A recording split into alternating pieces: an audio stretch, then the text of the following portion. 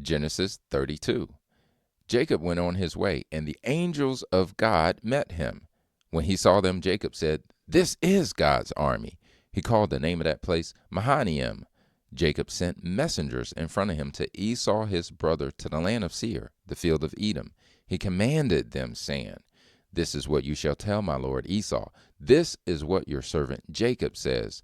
I have lived as a foreigner with Laban and stayed until now.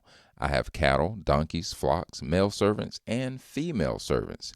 I have sent to tell my lord that I may find favor in your sight." The messengers returned to Jacob, saying, "We came to your brother Esau. He is coming to meet you, and 400 men are with him." Then Jacob was greatly afraid and was distressed. He divided the people who were with him, along with the flocks, the herds, the camels, into two companies. He said, "If Esau comes to the one company and strikes it, then the company which is left will escape." Jacob said, "God of my father Abraham and God of my father Isaac, Yahweh, who said to me, 'Return to your country and to your relatives, and I will do you good.' I am not worthy of the least of all the loving kindnesses and of all the truth which you have shown to your servant. For with just my staff I crossed over this Jordan, and now I have become two companies. Please deliver me from the hand of my brother, from the hand of Esau, for I fear him, lest he come and strike me and the mothers with the children. You said, 'I will surely do you good and make your offspring as the sand of the sea, which can't be counted because there are so many.'" He stayed there that night and took from that which he had with him a present for Esau his brother, 200 female goats and 20 male goats, 200 ewes and 20 rams, 30 milk camels and their colts, 40 cows, 10 bulls, 20 female donkeys, and 10 foals. He delivered them into the hands of the servants, every herd by itself, and said to his servants, "Pass over before me and put a space between herd and herd." He commanded the foremost, saying, "When Esau my brother meets you and asks you, saying, 'Whose are you? Where are you going? Whose are these before you?' then you shall say, 'They are your servant Jacob's. It is a present sent to my lord Esau. Behold, he is also behind us."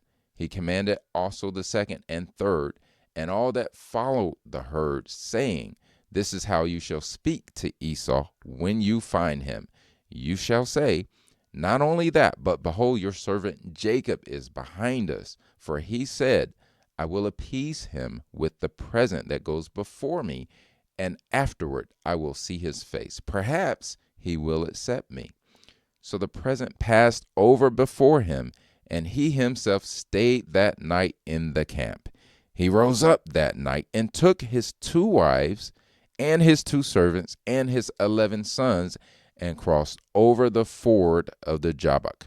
He took them and sent them over the stream and sent over that which he had. Jacob was left alone and wrestled with a man there until the breaking of the day. When he saw that he didn't prevail against him, the man touched the hollow of his thigh, and the hollow of Jacob's thigh was strained as he wrestled. The man said, "Let me go, for the day breaks." Jacob said, "I won't let you go unless you bless me."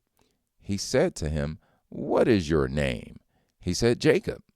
He said, "Your name will no longer be called Jacob, but Israel, for you have fought with God and with men and have prevailed."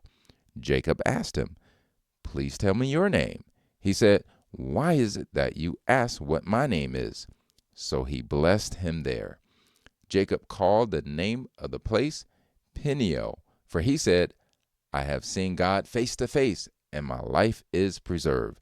The sun rose on him as he passed over Peniel, and he limped because of his thigh. Therefore the children of Israel don't eat the sinew of the hip, which is on the hollow of the thigh to this day, because he touched the hollow of Jacob's thigh in the sinew of the hip.